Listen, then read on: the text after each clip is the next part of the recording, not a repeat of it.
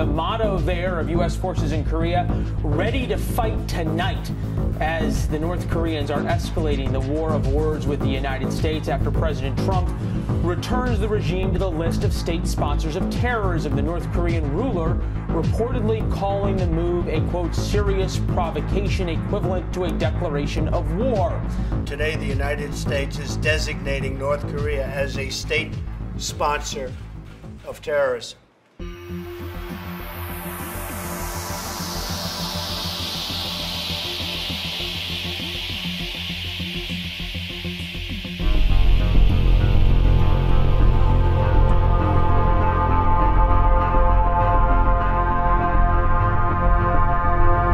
This video shows what could be the last moments of life for Kim Jong-un's half-brother. In the footage from Fuji television, Kim Jong-nam lies on a gurney at Kuala Lumpur's airport on February 13th, appearing to be unconscious, sometimes given oxygen. Minutes earlier, according to Malaysian officials, his face had been smeared with a deadly chemical weapon, VX nerve agent. This assassination, cited by President Trump as a key reason why North Korea is now being placed back on America's list of state sponsors of terrorism. North Korea has repeatedly supported acts of international terrorism, including assassinations on foreign soil. South Korean officials say Kim Jong-un ordered the hit on his half-brother. The North Koreans vehemently deny it. As the trial of the two women accused of Kim Jong-nam's murder has played out in recent days, stunning new information has been revealed. This trial is fascinating because, first of all, we're learning about North Korean tradecraft, the way they do kill people in public. According to Reuters, dozens of clips of surveillance footage have been played in court, some of it showing 4 suspects, identified by a chief investigator as North Korean handlers, talking to the women before the attack. Reuters reports the investigator testified that the men applied the VX to the women's hands. Then, after the attack, the men ducked into bathrooms, changed clothes. One shaved off his goatee. They didn't mind being seen and the whole world knowing they pulled this off, but they wanted to at least get away from the airport, get away from the scene, which they did. The investigator testified the 4 suspects were hustled onto a flight out of Malaysia by a North Korean diplomat and a manager of North Korea's national airline. According to the investigator, one of the 4 was the mastermind on the ground, a man nicknamed Hanamori, who also went by the handles Grandpa and Uncle. Experts say he would have overseen recruitment of the women and other crucial details. Get the deadly material, carry it to the airport, have your team with you at the airport, have the embassy help get you in the airport. Once it's executed, get you out of the airport, then out of the country. All of that would be under a team leader on scene.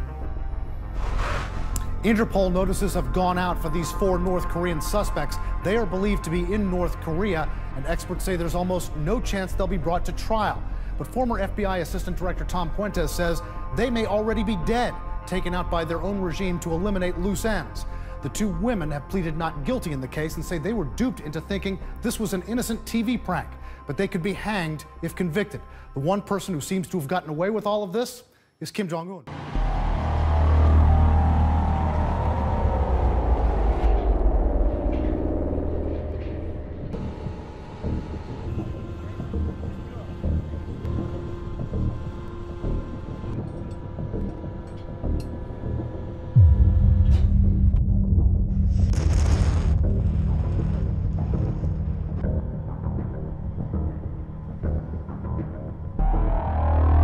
Russia's foreign minister has accused the United States of militarizing the Asia-Pacific region, pumping missile defense systems into South Korea and Japan in response to the threats posed by North Korea. At a joint press briefing with his Japanese counterpart in Moscow on Friday, Sergei Lavrov voiced concerns that the U.S. and South Korea conducted a military drill in mid-October without prior notice and announced additional sanctions on North Korean companies as if waiting to pounce militarily if Pyongyang provoked them. He reiterated Moscow's stance that North Korea should not be used as an excuse for military expansionism in Northeast Asia.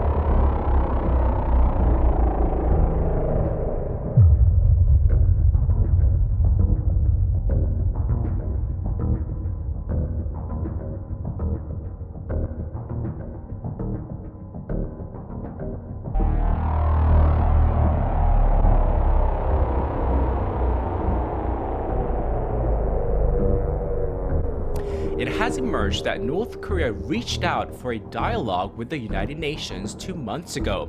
Isolated for so long, it's possible Pyongyang wanted to object to the international sanctions piling up on it.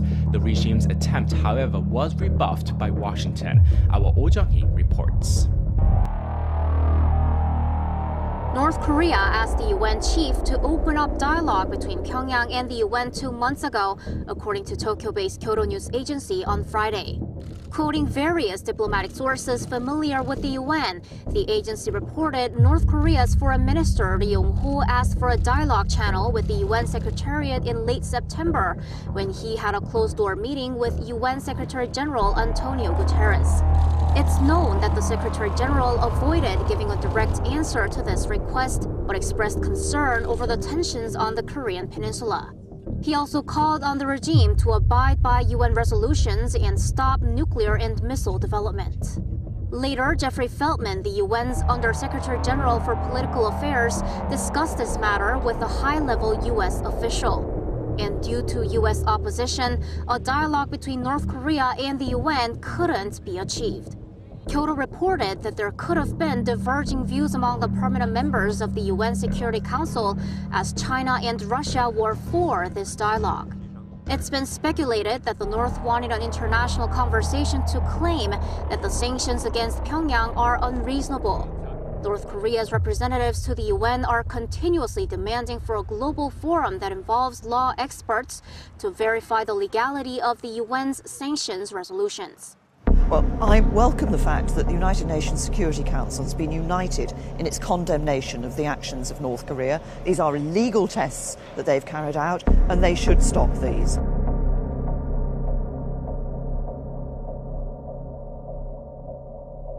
What I want to do is work with our international partners, and I will have obviously the opportunity here in Japan to talk to Prime Minister Abe about these tests that North Korea have been carrying out and how we can work together and with others internationally to put pressure on North Korea to stop. And crucial along with that is, of course, the role of China. I believe that China should be using its leverage with North Korea to ensure that North Korea stops these illegal tests. There are a number of issues that China could look at. Obviously, there's been some discussion of further sanctions in the international community. I think we should remember, as I'm here in Japan today, that this was a missile that went over Japanese land. So that would have been of real concern to the Japanese people. We need to work together internationally to stop North Korea from carrying out these illegal tests.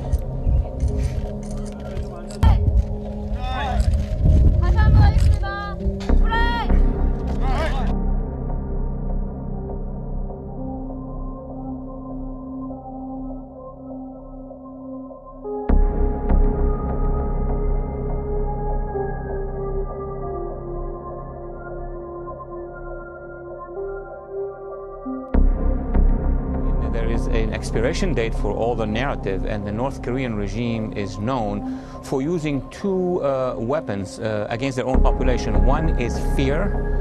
They would suppress them, and we've seen that. There's evidence about that. But the second one is the feeling of isolation, meaning the North Koreans believe that their leadership is well connected worldwide, is that China is with them, is that the United States is isolated. The same Soviet techniques of during the Cold War. Now, the North Koreans starts to understand that many things have changed, that the United States is deployed, the East Asians are with the United States, and even that visit to China sends a strong message to North Korea that that country that regime is isolated, not the other way around.